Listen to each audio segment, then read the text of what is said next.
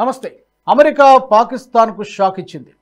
మనందరికీ తెలుసు, పహల్గామ్ ఉగ్రవాద దాడి ఏప్రిల్ 22న జరిగింది. ఈ ఉగ్రవాద దాడికి ది రెసిస్టెన్స్ ఫ్రంట్ అనే ఉగ్రవాద సంస్థ మేమే చేశాం ఈ దాడి అంటూ ప్రకటించుకుంది. తర్వాత మాట మార్చింది. అయినప్పటికీ కూడా ఈ దాడి చేసింది వాళ్ళే.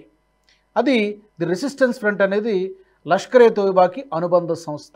ఇప్పుడు ఈ టీఆర్ఎఫ్ని ఉగ్రవాద సంస్థగా అమెరికా ప్రకటించింది. దీంతో ఇది పాకిస్తాన్కి ఊహించలేనటువంటి దెబ్బగా చెప్పుకోవచ్చు. మరొక పక్క భారత్కి అతిపెద్ద దౌత్య విజయం అని కూడా చెప్పుకోవచ్చు. అయితే నిన్న మొన్నటి వరకు పాకిస్తాన్తో అంటగాగినటువంటి ట్రంప్ లేదా అమెరికా ఇప్పుడు భారత్కి ఫేవరబుల్గా ఎందుకు వ్యవహరిస్తోంది? ఈ యొక్క ఆర్గనైజేషన్ని ఎందుకు ఉగ్రవాద సంస్థగా ప్రకటించింది? భారత్తో ట్రేడ్ డీల్స్ కోసమేనా, లేకపోతే దీనికి మించి ఇంకేమైనా ఉందా? ఈ అంశానికి సంబంధించి క్లుప్తంగా బ్రీఫ్గా విశ్లేషించే ప్రయత్నం చేద్దాం. నాతో ఈ చర్చలో జాయిన్ అవుతున్నారు విశ్లేషకులు పీకేటి ప్రసాద్ గారు. ప్రసాద్ గారు నమస్తే. నమస్కారం రాజు గారు. ప్రసాద్ గారు, నిన్న మొన్నటి వరకు మనం చూసాము ఆసిమ్ మునీర్ని వైట్ హౌస్కి పిలిపించుకొని లంచ్కి కూడా పిలిపించుకొని మాట్లాడినటువంటి ట్రంప్ సరే అవసరం తీరిపోయింది అనుకోవచ్చు, లేకపోతే ఏదైనా కానివ్వండి. ఇప్పుడు అమెరికా టీఆర్ఎఫ్ని ది రెసిస్టెన్స్ ఫ్రంట్ని ఉగ్రవాద సంస్థగా ప్రకటించడాన్ని ఎలా చూస్తారు? టిఆర్ఎఫ్ ని డిక్లేర్ చేయడం అనేది దౌత్యపరంగా చాలా పెద్ద విక్టరీ అండి భారతదేశానికి.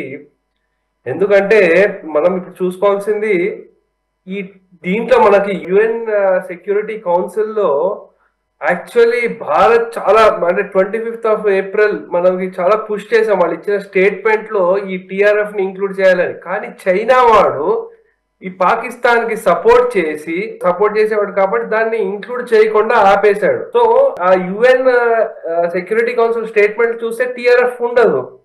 అయితే మనం ఇప్పుడు డిక్లేర్ చేసిన యుఎస్ వాళ్ళు డిక్లేర్ చేసిన స్టేట్మెంట్ లో చూసుకుంటే రాజు గారు, ఇది యాక్చువల్లీ అనౌన్స్ చేసి నిన్నైనప్పటికీ డెసిషన్ తీసుకుంది ఏంటంటే 2 జూలైన తీసుకున్నారు రాజు గారు. అప్పుడు ఎవరున్నారు అక్కడ ఏం జరిగిందంటే క్వాడ్ సమ్మిట్ లో జైశంకర్ గారు ఫారిన్ మినిస్టర్లు ఎవరైతే సమ్మిట్ జరిగిందో వారు అక్కడ ఉన్నారు. అందు గురించి ఏంటంటే ఇది దౌత్యపరంగా చాలా పెద్ద విక్టరీ. ఇది యాక్చువల్ ఇంకా చూసుకోవాల్సింది ఏంటంటే రాజు గారు, మనకి దీంట్లో జియో పొలిటికల్లీ చూసుకుంటే ఏంటంటే ఈ చైనాకు కూడా ఒక రకంగా వార్నింగ్. అంటే నువ్వు ఊరికే అనవసరంగా టెర్రరిస్టులని లేకపోతే పాకిస్తాన్ ని షీల్డ్ చేస్తే పనికి రాదు అని చెప్పడం కూడా ఒక ఇది అన్నమాట. ఎందుకంటే సో వాళ్ళ దీని గురించే మనకు చూసుకుంటే ఫస్ట్ యుఎన్ సెక్యూరిటీ కౌన్సిల్లో ఆ స్టేట్మెంట్ లో రాలేదు. అలాగే మనకి డిఫెన్స్ మినిస్టర్ మీటింగ్ అయింది, దాంట్లో కూడా వాళ్ళు అడ్డుపడితే మన డిఫెన్స్ మినిస్టర్ రాజ్నాథ్ సింగ్ గారిని సైన్ పెట్టిన ఆ స్టేట్మెంట్ మీద అన్నారు. అందు గురించి చైనా వాడికి కూడా ఇది చాలా పెద్ద దెబ్బ.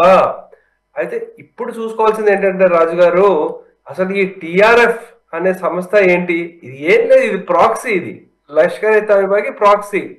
ఏంటంటే దీన్ని వాళ్ళు ఏం చేశారంటే మనకి ఎప్పుడైతే ఆర్టికల్ 370 ఎత్తేసామో అయితే దీన్ని మనము ఇంకా ఏదైనా పెద్దగా చూపించడానికి లేకపోతే అటాకులు చేస్తే అక్కడ లోకల్ కాశ్మీరీలు రెసిస్టెంట్ గా వాళ్ళు అటాకులు చేస్తున్నారని చూపించడానికి. ఎందుకంటే లష్కర్ ఏ తోయిబాని అది పాకిస్తాన్ బేస్డ్ అనేది ఎప్పుడు తెలిసింది.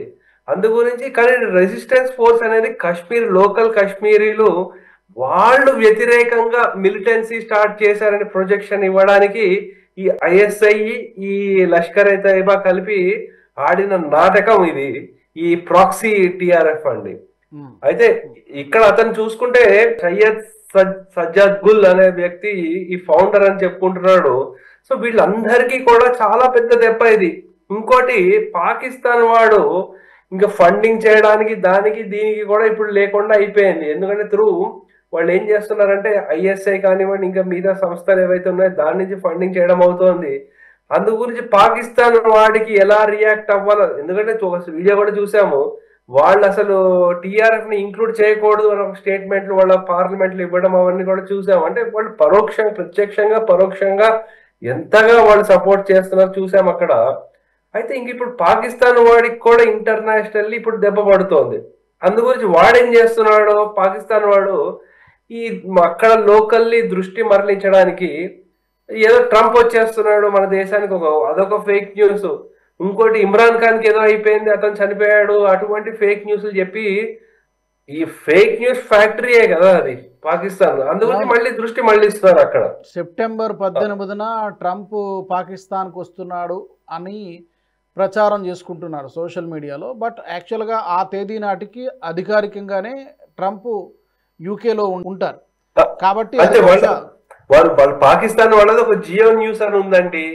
ఆ న్యూస్ వాడు ఏదో వేసేస్తాడు, అది తీసుకుని కొన్ని ఇంటర్నేషనల్ న్యూస్లు కూడా వేసేసారు. సో వచ్చేస్తున్నాడు ట్రంప్, అది వచ్చేస్తున్నాడు, ఇది వస్తున్నాడు, అదంతా ఏం లేదు అది. అంటే వీళ్ళు ఫేక్ న్యూస్ ఎలా ఉంటుంది చూడండి. ఇప్పుడు మళ్ళీ ఇంకోటి మార్చేశారు, ఇమ్రాన్ ఖాన్ ఏదో అయిపోయింది, ఇమ్రాన్ ఖాన్ చనిపోయాడు, ఇటువంటి న్యూస్లన్నీ మళ్ళీ వస్తున్నాయి ఇప్పుడు సోషల్ మీడియాలో. అంటే ఏదో ఒక విధంగా దారి మరలించడము, దృష్టి మరలించడము, ఇటు పనులు వీటి మీదే ఉన్నారు. సో ఇక్కడ ఇంకోటి చూసుకోవాల్సింది రాజుగారు ఏంటంటే, ఈ యాక్షన్ మనకి ఎప్పుడైతే తీసుకున్నామో, ఆపరేషన్ సింధూర్ అవన్నీ తీసుకోవడం స్టార్ట్ చేసాము, అలాగే దౌత్యపరంగా మన వాళ్ళందరూ ఒక 33 దేశాలకు వెళ్ళి అసలు ఏంటి అని వివరించింది, ఇవన్నీ టీమ్ ఎఫర్ట్ కి చాలా పెద్ద విక్టరీ ఇది. అయితే ఇప్పుడు ఏంటంటే వీళ్ళకి ఎఫ్టిఓ ఎస్డిజిటి డెసిగ్నేషన్స్ చేయడం, దాన్ని ఇల్లీగల్ గా చేయడం వల్ల ఏమవుతుందంటే వాళ్ళ ఫారిన్ అసెట్లు ఏవైతే ఉన్నాయో, ఇప్పుడు వాళ్ళకి ఎప్పుడైతే మనకి ఫండింగ్ రావడం ఆగిపోతుందో ఇవన్నీ కంట్రోల్ అయిపోతాయి. మనం చూస్తూ వచ్చాము, ఈ మనకి పత్తర్బాజీ అంటారు, అవన్నీ స్టాప్ అయిపోయాయి మనకి ఎప్పుడైతే నోట్లు ఇది చేశారో. సో అలాగే వీళ్ళకి ఫండింగ్ ఎప్పుడైతే ఆగిపోతుందో, ఎందుకంటే ఎల్ఐటి లష్కర్ ఇ తైబా వాళ్ళది ఫండింగ్ ఆర్మ్ ఒకటి ఉంది, ఫలాయి ఇన్సానియత్ అనే ఒక ఫౌండేషన్ ఉంది, దాన్ని ఆల్రెడీ బ్యాన్ చేశారు.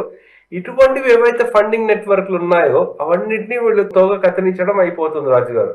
సో అలా చెయ్యడం వల్ల ఏంటంటే రాజుగారు మనకి ఇంకోటి కూడా చూసుకోవాల్సింది, టిఆర్ఎఫ్ వాడు ఫస్ట్ మేమే చేసామన్నాడు, ఎప్పుడైతే ప్రెషర్ పెరిగిందో లేకపోతే అన్నీ మళ్ళీ వీళ్ళు రివర్స్ అయిపోయారు. సో అందు గురించి టిఆర్ఎఫ్ అని ఈ ఏవైతే ఉన్నారో దానికి చాలా పెద్ద గట్టి దెబ్బ. దాంతో పాటు మనకి ఇక్కడ చూసుకుంటే జమ్మూ అండ్ కాశ్మీర్ లో కూడా అక్కడ సెక్యూరిటీ లేకపోతే కౌంటర్ టెర్రరిజం దానికి ఎఫర్ట్స్ ఏవైతే పెడుతున్నామో అవన్నిటికీ కూడా మనకి ఒక మంచి బలం చేకూరినట్టు అవుతుంది. అంటే మనకి చాలా మంది భయపడింది ఏంటంటే ట్రంప్ ఏంటి ఒక్కోసారి ఒక్కొక్కలాగా మాట మాట్లాడుతున్నాడు అని అనుకుంటే, ట్రంప్ ఇది వరకు కూడా మనం చర్చించింది ఏంటంటే ఆయన ట్రాన్సాక్షనల్ మ్యాన్. సో ఆయన ఏంటంటే మిగతావి అన్నిట్లో పెద్దగా ఆయనకి అమెరికాకి ఏది కావాలో అది చూసుకుంటాడు. సో ఆ డీల్ కుదిరిందా లేదా అని చూసుకుంటాడు. సో ఇప్పుడు మనకి ఆ ట్రేడ్ డీల్ అంటున్నారు, ట్రేడ్ డీల్ లో మనం చాలా కఠినంగా నెగోషియేషన్ చేస్తున్నాం మనం అక్కడ. సో ఇప్పుడు ఏంటంటే సరే వీళ్ళు మాట వినట్లేదు కదా, ఏదో ఒకటి మళ్ళీ మనకి మన సైడ్ తీసుకురావడానికి ఇంకోటి ఏదో ఒకటి చేస్తున్నారు. ఇప్పుడు రష్యన్ ఆయిల్ ని మనం తీసుకుంటే మన మీద ఇంపోర్ట్లు ఈ డ్యూటీలు లేకపోతే టారిఫ్లు 500% వేస్తామన్నారు నాటో, మళ్ళీ 100% అంటున్నారు. ఇలా భయ లేకపోతే ఇంకోటి ఏదో క్యారెట్ అండ్ స్టిక్ అప్రోచ్ అంటారు అనమాట. సో అది వాళ్ళు చేస్తున్నారు. కానీ ఏ విధంగా చూసుకున్నా సరే ఈ టెర్రరిస్ట్ ఆర్గనైజేషన్ ని వాళ్ళు బ్లాక్ లిస్ట్ చేయడము మనకు చాలా మంచిది. అలాగే పాకిస్తాన్ వాడికి మళ్ళీ ఆగస్టు సెప్టెంబర్ లో కూడా FATF లో కూడా వాడికి గ్రే లిస్ట్ చేస్తారో బ్లాక్ లిస్ట్ చేస్తారో. బ్లాక్ లిస్ట్ చేస్తే వాడి ఫండింగ్ అంతా ఆగిపోతుంది. ఎందుకంటే నేను అనుకోవడము టెంపరీగా వాడికి ఫండింగ్ అవి ఇచ్చి లేకపోతే యుఎస్ లో ఉన్న వెపన్స్ అవన్నీ వాడు తీసేసుకోవడము, లేకపోతే పాకిస్తాన్ లో ఉండే వెపన్స్ అవన్నీ తీసుకుని వెళ్ళిపోవడము, లేకపోతే పాకిస్తాన్ బేస్ ని యూజ్ చేసుకుని వాడు ఇరాన్ మీద అటాకులు చేయడం అవన్నీ చేయడం అయిపోయింది. కాబట్టి యుఎస్ వాడు రాబోయే రోజుల్లో పాకిస్తాన్ వాడి మీద పెద్ద డిపెండెన్సీ ఏం పెట్టుకోడు, వాడికి ఫేవరబుల్ గా ఏమి ఉండడని నేను అనుకుంటున్నాను రాజు గారు. మీరు అన్నట్టుగా FATF financial action task force గతంలో 3 సార్లు అనుకుంటాను పాకిస్తాన్ని గ్రే లిస్ట్లో చేర్చింది. బహుశా మరోసారి కూడా గ్రే లిస్ట్లో చేర్చడానికి ఇది ఒక ఇండికేషన్ కావచ్చేమో అనిపిస్తోంది. ఎందుకంటే దాని ఉద్దేశం అది కదా, ఉగ్రవాదానికి లేదా ఉగ్రవాద సంస్థలకు ప్రత్యక్షంగా పరోక్షంగా ఫండింగ్ ఇచ్చినా ప్రోత్సహించినా కూడా గ్రే లిస్టులో పెట్టేస్తారు. సో ఇప్పుడు ఈ టీఆర్ఎఫ్ని ది రెసిస్టెన్స్ ఫ్రంట్ని ఉగ్రవాద సంస్థగా ప్రకటించడం ద్వారా దానికి ఒక ముందుగా ఇండికేషన్ ఇచ్చినట్టుగా కనిపిస్తోంది. బ్లాక్ లిస్ట్ కూడా పెట్టొచ్చు కదా, బ్లాక్ లిస్ట్ అంటే ఇంకా తీవ్రంగా ఉంటాయి పరిణామాలు, ఇంకా తీవ్రంగా ఉంటుంది. అసలు మిగతా ఇంటర్నేషనల్ ఫండ్స్ ఇంకా ఆపేస్తారు. సో అందు గురించి ఇక్కడ ఇంకోటి చూసుకోవాల్సింది ఏంటంటే, మనము గత వారం 10 రోజుల నుంచి కూడా చూసుకుంటే ఒక పక్కన చైనీస్ వాడికి కూడా మనం వార్నింగ్ ఇచ్చాం. మనం ఎప్పుడైతే మనకి బర్మాలో, మయన్మార్ లో స్థావరాల మీద ఎవరెవరైతే ఉన్నారో అక్కడ టెర్రరిస్టులు వాళ్ళ స్థావరాల మీద అటాక్ అయితే జరిగిందో, దాంతో వాడికి, చైనా వాడికి కూడా నువ్వు ఎక్కువ ఇన్వాల్వ్ కాక ఇక్కడ కామ్గా కూర్చో అని చెప్పడం జరిగింది. సో ఇంకా మనకి చూసుకుంటే మన మిసైల్స్ కూడా పృథ్వీ, అగ్ని ఏవైతే టెస్ట్ చేసామో, అంటే మనము ఒక విధంగా మనము రెడీ అవుతున్నాం. సో అందు గురించి ఇంకా ఏం యాక్షన్లు జరుగుతాయి అనేది కూడా చూసుకోవాలన్నమాట. అలాగే ఇంకా పాకిస్తాన్ వాడికి ఇంకా వాడు ఫస్ట్ ఏంటంటే ఈ పెహల్గాం దానికి వాడు ఏదో విక్టిమ్ కార్డు, మా తప్పు లేకపోయినా సరే మా మీద అటాక్ చేశారు, ఇటువంటి విక్టిమ్ కార్డు ఏదైతే ప్లే చేశారో దానికి ఇప్పుడు ఎటువంటి అవకాశం లేకుండా వాళ్ళని మొత్తం కంట్రోల్ చేయడం జరుగుతోంది. అందు గురించి ఇంకా ఈ టిఆర్ఎఫ్ కి సంబంధించిన లింకులు ఏమైనా ఎస్టాబ్లిష్ అయితే ఇంకా డైరెక్ట్ వాళ్ళని అటాక్ చేసినా సరే మనకి ఎటువంటి ఇంటర్నేషనల్ ఎటువంటి ప్రాబ్లం రాదండి. అయితే మనకి పాకిస్తాన్లో ది రెసిస్టెన్స్ ఫ్రంట్ అనేది ప్రాక్సీ ఆర్గనైజేషన్, ఇందాక మనం చెప్పుకున్నట్టుగా లష్కరే తోయిబాకి proxy organisation, and Jaish Mohammed లాంటి సంస్థ కూడా ఉంది. చాలా పెద్ద హిస్టరీ ఉంది, పెద్ద ట్రాక్ రికార్డ్ ఉంది. మన దేశంలో జరిగినటువంటి చాలా బాంబు దాడులకు, బ్లాస్టులకు ప్రణాళిక రచన అంతా కూడా ఈ రెండు సంస్థలు చేశాయి. ఇంకా ఇలాంటి సంస్థలు మరికొన్ని కూడా ఉన్నాయి. కేవలం ఈ ఒక్క సంస్థనే ఉగ్రవాద సంస్థగా ప్రకటించడం, ఇంకా చాలా ఉన్నాయి కదా, వాటిని కూడా ఎందుకు ప్రకటించరు? ఇప్పటికే ఉన్నాయా, లేకపోతే ఎందుకు కేవలం ఇది ఒక పాకిస్తాన్కి ఒక వార్నింగ్ లాగా ఇచ్చినట్టుగా చూడాలి? అంటే మనము ఎలా చూడాలంటే ఫస్ట్ ఇది వార్నింగ్ గా చూడాలండి. అందు గురించి దీన్ని మనం ఇంకా ఉద్రిక్తం అవుతుంది. అంటే యాక్చువల్లీ కొంచెం డిసప్పాయింట్ అయ్యింది ఏంటంటే అసలు పాకిస్తాన్ ఎందుకు డిక్లేర్ చేయలేదు అని. అదే టెర్రరిస్ట్ స్టేట్, అసలు ఈ మొత్తం ప్రపంచ వ్యాప్తానికి టెర్రరిస్టులను పెట్టి పోషించి అన్ని చేస్తోంది ఈ పాకిస్తాన్ కాబట్టి దాన్ని అసలు టెర్రరిస్ట్ ఆర్గనైజేషన్ ఎందుకు డిక్లేర్ చేయలేదు ఒక విధంగా కొంచెం బాధ వేసింది. కానీ ఇది ఒక ఫస్ట్ స్టెప్ అని అనుకుంటున్నారు రాజు గారు. అయితే ఇక్కడ ఇంకొక విషయం కూడా ఉండాలి. ఒకటి మీరు అన్నట్టుగా చైనాకి కూడా ఇండైరెక్ట్ వార్నింగ్ ఇది, చైనా కూడా ఇండైరెక్ట్ వార్నింగ్ ఇది, అండ్ అమెరికాకు కూడా శత్రువే కాబట్టి ఇక్కడ టర్కీ మిస్ అయిపోతుంది. టర్కీ కూడా పహల్గాం దాడి వెనకాల టర్కీ ఇన్వాల్వ్మెంట్ ఇండైరెక్ట్గా ఉంది అనేది మనకి చెప్పడం కూడా జరిగింది మన ఆర్ సింగ్ ఆయన కొద్ది రోజుల కింద. సో టర్కీ మీద కూడా ఏమైనా యాక్షన్ ఉండబోతోందా అమెరికా నుంచి? అంటే ఇప్పుడు మనం టర్కీకి వెళ్ళబోయేది ఏంటంటే Turkey is a part of NATO even now. So అందు గురించి టర్కీకి మనకి ఏంటంటే డైరెక్ట్ గా వాళ్ళు నాటోలో ఉన్నంత వరకు వాళ్ళకి ఒక రకంగా షీల్డ్ రాజు గారు. అయితే మీరు ఇందాక అడిగారు వేరే సంస్థలు ఉన్నాయి కదా వాటి మీద ఎందుకు మనము వాళ్ళు యుఎస్ వాళ్ళు ఎందుకు టెర్రరిస్ట్ గా డిక్లేర్ చేయట్లేదు అంటే ఆల్రెడీ ఉన్నాయి. లష్కర్ ఏ తైబాని కానీ, జైషే మహమ్మద్ ని కానీ వాళ్ళు టెర్రరిస్ట్ సంస్థలుగా వాళ్ళు డిక్లేర్ చేశారు. అది ఎప్పుడో 2001 ఎప్పుడైతే మన పార్లమెంట్ మీద అయితే అటాక్ జరిగిందో అప్పుడు డిసెంబర్ లో అప్పుడు వీళ్ళ మీద చేశారు.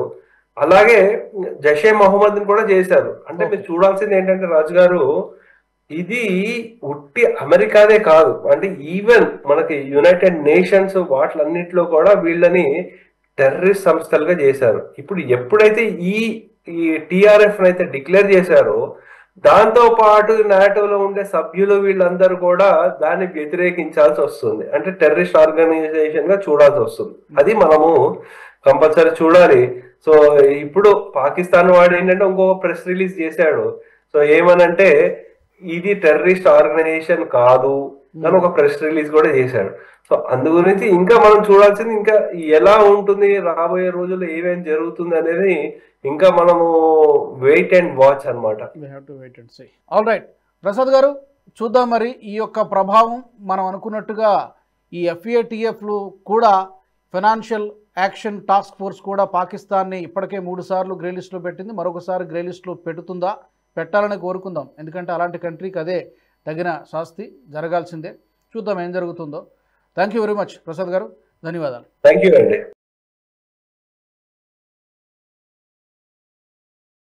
ఈ వీడియో మీకు నచ్చినట్టయితే లైక్ చేయండి, 10 మందికి షేర్ చేయండి, అలాగే కామెంట్ల రూపంలో మీ అభిప్రాయాలను మాతో పంచుకోండి. Nationalist hub group of channels ను సబ్స్క్రైబ్ చేసుకుని తెలుగునాట జాతీయవాద జర్నలిజాన్ని ప్రోత్సహించండి. ఈ వీడియో కింద ఉన్న బెల్ ఐకాన్ పై క్లిక్ చేయడం మర్చిపోవద్దు.